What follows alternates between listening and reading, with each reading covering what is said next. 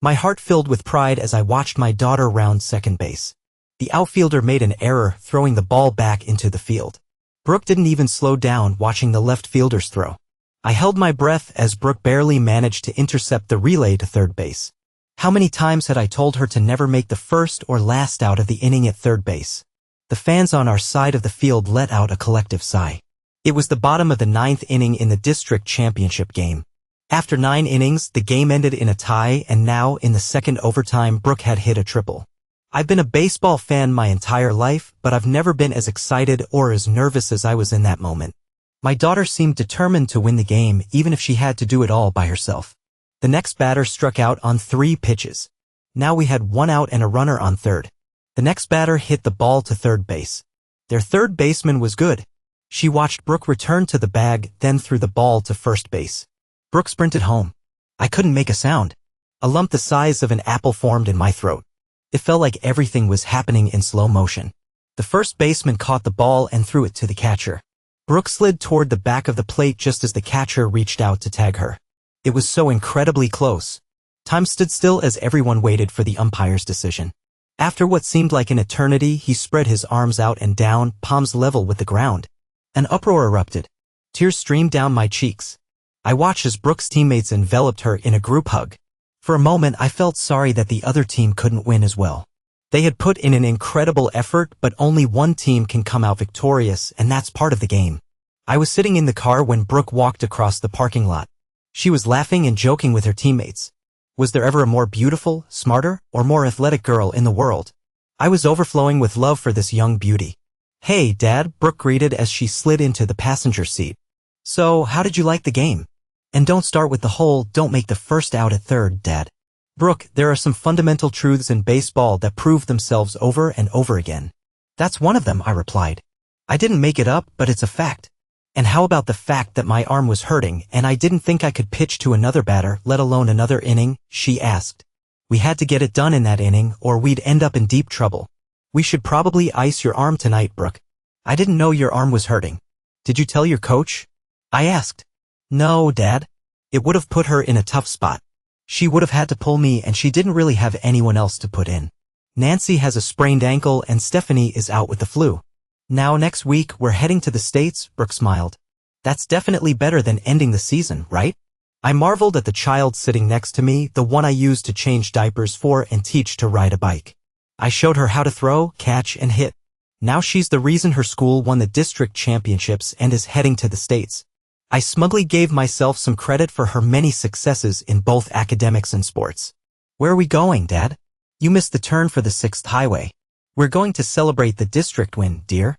I heard that the new Hilton Hotel in Wilkes-Barre has one of the best restaurants in the area. I think we both deserve a big steak and baked potato," I announced. "Dad, you're the one who loves steak and potatoes." "I'm ordering lobster," Brooke declared. "I could offer you a frosty mug of MGD to wash down your steak," Brooke laughed. "Hey, I never thought about that, but now that you've suggested it, I just might." "Brooke, you're a genius." "Yeah, I know. The fact that we've spent our whole lives recycling beer cans is etched in my brain, Dad. Honestly, I'd have to be an idiot not to know what you like."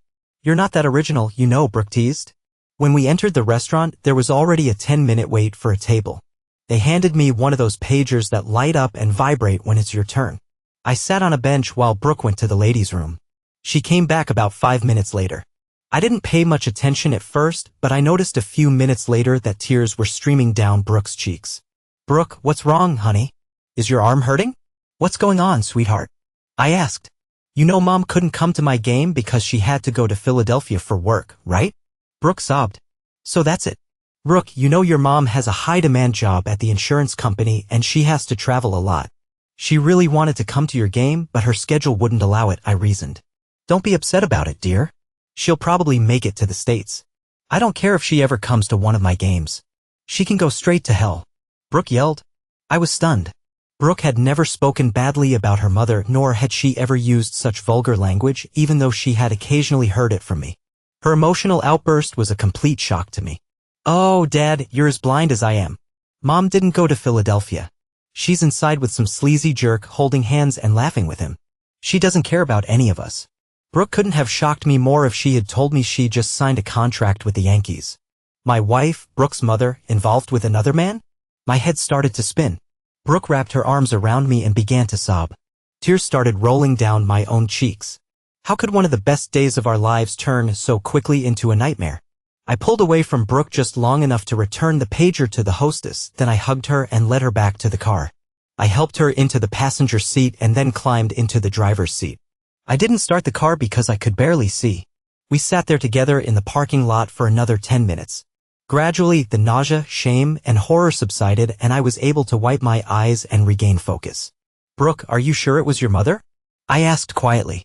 It's entirely possible you made a mistake. We might be getting upset over nothing. It could have been someone who just looked like Natalie. Seriously, Dad? What? I don't know what my own mother looks like? There must be thousands of purple Lexus SUVs with plates that say hat, like that one over there, right? Brooke said sarcastically.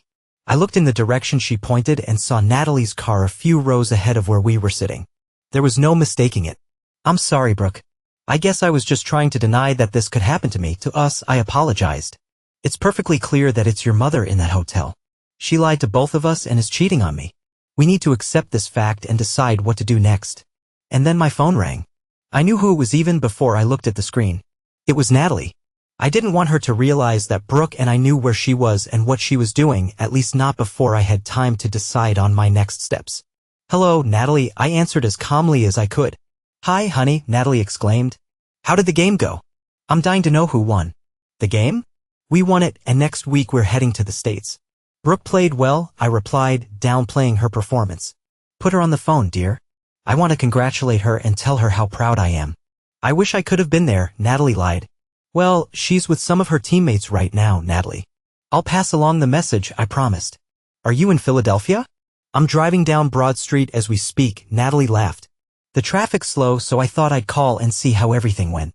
Be careful in that new car, Natalie. You're in your Lexus, right? I inquired. Of course, Tim. I love this car. It's so safe and much less of a gas guzzler than your Ford. I've got to go, Tim. I'm almost at the hotel. Love you and I'll call you again tomorrow, she promised. I hung up the phone and looked at Brooke. It seemed like she was about to break down again. Then she snorted and smiled at me. Screw her. Right, Dad? Brooke asked rhetorically. We'll be just fine without her. Maybe even better. We will, as long as you stop using bad language, young lady. Things may have turned to crap, but that's no reason to act like you're from the lower class. I raised you better, I scolded. Sorry, I was just so angry and it felt like only curse words could fit the situation, Brooke explained. I feel better now, but I'm worried about you, Dad. At first, all I could think about was how little my game meant to her. She'd rather sneak off and sleep with some guy than watch me play in the district championship. I didn't even think about how awful you must feel. Well, yeah, it hurts. I admit that. I don't know what to do next. It's such a shock. I can't even think straight. Really, Dad? I thought you'd kick her out so fast it would make her head spin. She has absolutely no respect for either of us. Even without the guy, her lies alone would be enough to divorce her, don't you think? Brooke asked. It seems like it would be, but over the years I've learned it's better to think things through rather than act impulsively. I can always file for divorce. I just need to be sure it's the right course of action, I replied. Dad, do you have a spare key to Mom's car? If you do, could you give it to me, please? I do, Brooke, but why do you need it? I asked. I think it would be the final proof. If the key fob works on that car over there, we'll know for sure that Mom didn't stop at some hotel in Philadelphia, Brooke reasoned. I handed Brooke the key and she quickly jogged over to the car. As she approached, she pressed the button on the fob and I saw the headlights blink. To my surprise, Brooke got inside and started Natalie's car. She waved at me as she drove past. I quickly started my own car and turned around to follow her. I didn't have to follow her far. She drove a block, pulled into a parking lot, went all the way to the back corner, and jumped out. Approaching my car, she pressed the button to lock Natalie's car, then climbed back into mine. This is just a small taste of what Mom's life is going to be like, Brooke laughed. Imagine when she can't find her car. She won't be able to report it stolen in Philadelphia. Her story will fall apart under police questioning. If she reports it stolen here, she'll have to explain why the car is here when she said she drove it to Philadelphia. Lies make everything more complicated. I didn't know whether to be proud of Brooke or to schedule her an appointment with a psychiatrist. I would have never come up with such a brilliant idea, but the more I thought about it, the more I liked it. Let Natalie find out firsthand how lies can come back to bite you. We stopped at a fast food place a few miles down the road and had some fries and a burger. Then we headed home. Brooke started asking some thought-provoking questions. How long do you think Mom has been sneaking around behind your back, Dad? Do you think she's done it many times? Why do you think she's doing it? Is she some kind of sex maniac or something? How has your personal life with her been? Brooke, I've thought about it. Lately, she's been really kind to me in the bedroom. I honestly can't complain about that. As for how long and how often, I have no idea. I never thought she was particularly promiscuous, I admitted. Obviously, I had no clue that anything was wrong. I bet she started when she began acting extra sexual with you. Women do that to lessen their guilt. How long ago did she start? Brooke asked. I'm not sure. Probably around the Christmas holidays. I thought everything had been going great for the last 5 months. I know Natalie has been away more than usual, but she always seemed eager to make up for it, I admitted. You know you need to go see a doctor for a checkup, right? You don't know who that guy has been with, do you, Dad? Everyone he slept with. You could say you've slept with too, in terms of diseases, Brooke warned. You should also get protection if you plan to keep sleeping with Mom. Brooke, I'm not going to buy protection. Wouldn't that be a clear sign that I suspect something? Your mom isn't stupid even though she's acting like it, I added. But I can't have sex with her anymore. I've lost all desire to be intimate with her. I'll go for a checkup and just find ways to avoid her until I figure out what to do next. Just make sure you take care of yourself, Dad. I'm going to rely on you more than ever. When you decide to divorce her, I'm going to live with you. That's for sure, Brooke stated firmly. Why are you so sure it'll end in divorce, Brooke? Isn't there a chance that Natalie and I could work things out? Dad, you're always gentle and kind to Mom and me, but I know what you're thinking and feeling. You'll never be able to accept that Mom is lying to you even if you could get over the sex. She's past it, and it's just a matter of when you accept that fact, Brooke predicted. I wondered how many men in my position, probably millions over the years, have a smart daughter with whom they can discuss everything. Brooke kept me from falling apart. She made me look at the situation logically rather than emotionally. She only had my best interests in mind and no hidden agenda. Could there be a better confidant for anyone? The next day, I made an appointment with the doctor. After work, I stopped by the school to pick up Brooke after her practice. I arrived a little early and watched the girls practice. Other parents were constantly praising Brooke's performance. I felt pretty good about that, but lousy about my marriage. Natalie showed up around 7. I tried to greet her the same way as usual, but it felt weak to me. I wondered if Natalie would notice. I needn't have worried. I missed you so much, Tim, Natalie exclaimed. And I'll show you just how much later. By the way, I wanted to ask, do you still have the spare key to my car? Of course, here it is in my pocket, I replied, reaching inside and pulling out her spare key. Did you lose yours? No, otherwise I wouldn't have made it home, right? Natalie answered a bit too quickly. I just thought I should have a spare in case I lose mine. All right, I agreed and handed her the key. She must have found her car but had suspicions about how it had been moved. Now she would be more careful. As if on cue, Brooke walked into the room. Hi, Mom. How's Philly? Did you have a good time? She asked. I wasn't expecting to have a good time, Brooke. Those meetings are long and exhausting, Natalie insisted. They're not fun. All right, Mom. Long and exhausting, but not fun. Got it. So why do you keep working if it's so hard on you? Dad makes good money and you're smart.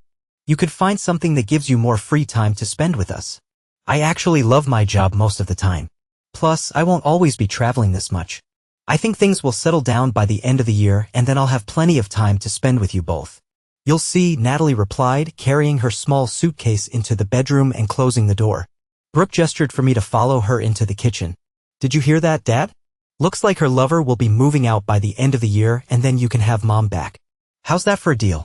Lies and potential STDs for another 6 months or so and then it'll all be over. Unless, of course, she finds a new stallion. Can you live with that decision? Brooke asked. You're reading too much into one sentence, Brooke, I pointed out. It might not be what she meant and it's probably not like that at all. Remember, I grew up around both of you and I know how you both think. Mom believes she can have this affair and then return to a normal life next year without anyone getting hurt, Brooke insisted. Well, that's debatable, Brooke. I can't live with that kind of situation for long. I can't live with it for even a day. It's incredibly stressful for me, I admitted. Well, it's going to stay that way until you take steps to resolve the situation, Dad. These things don't just go away on their own, you know that. That evening, I told Natalie that my back and head were hurting. But even then, she suggested I just lie down and she would do all the work. It took some effort to talk her out of having sex. This is what my life had come to. I had to convince my own wife not to have sex with me. It made me really angry. The next evening, as I watched Brooke's team finish practice, it seemed like some of the other girls' moms were friendlier than usual. Brooke noticed it too. She mentioned it on the way home. "Dad, I saw Emily's mom holding your hand while she was talking to you.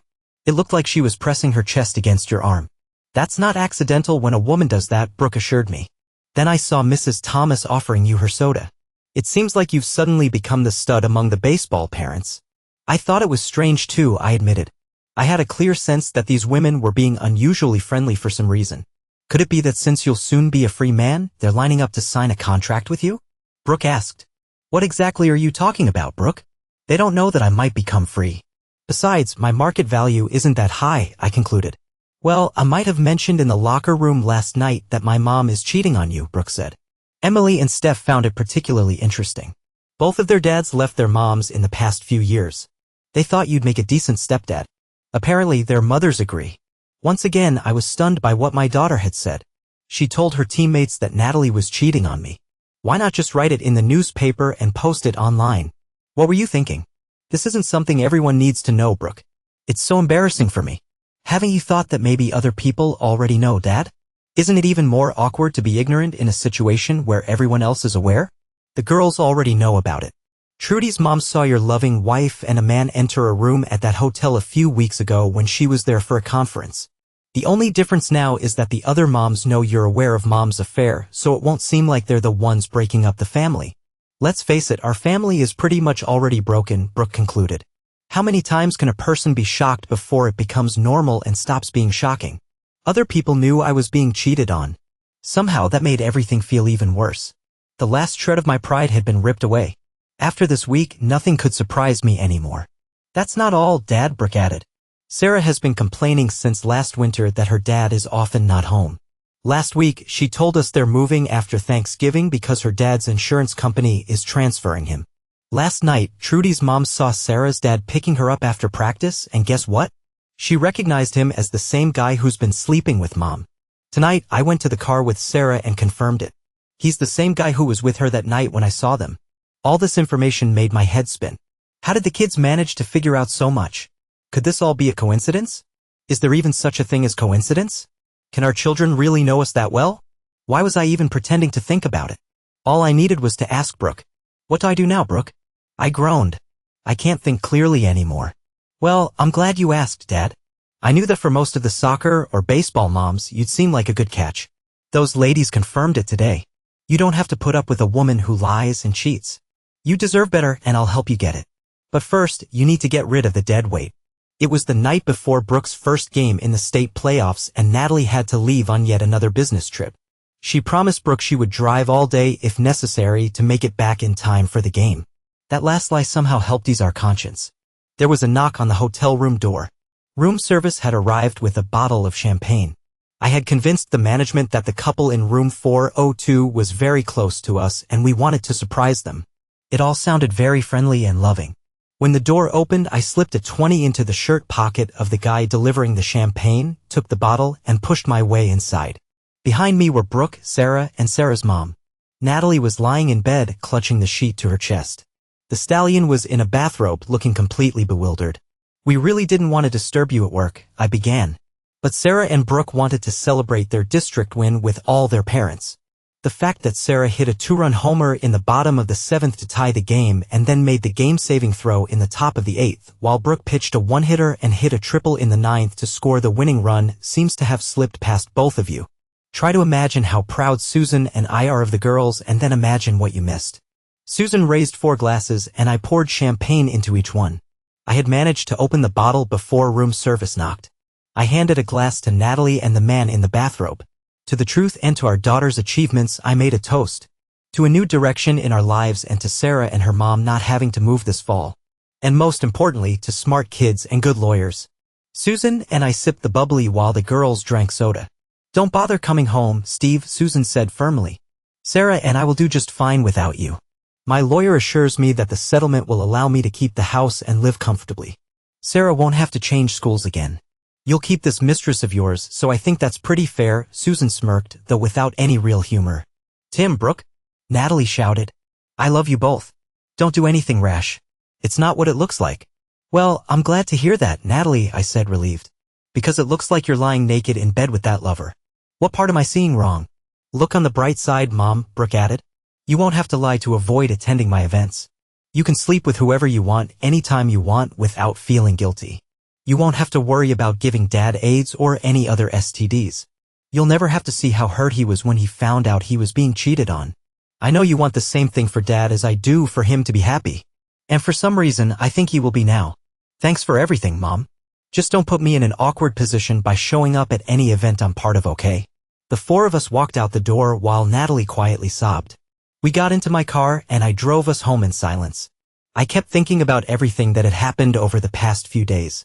I never imagined I would confront my wife this way, but I felt strangely relieved. Brooke had been right all along. We needed to deal with it head on. That night, Brooke came into my room before going to bed. Dad, are you okay? She asked softly. Yes, Brooke. I think I will be. It's hard, but I know we're better off now, I assured her. I'm sorry you had to find out this way. But I'm proud of how you handled it, Brooke said, giving me a hug. I hugged her back tightly. Thank you, Brooke. I couldn't have done this without you. As Brooke left the room, I finally felt a sense of closure. It wasn't the ending I wanted, but it was the beginning of a new chapter. I knew it would be a tough road ahead, but with Brooke by my side, I was ready for it.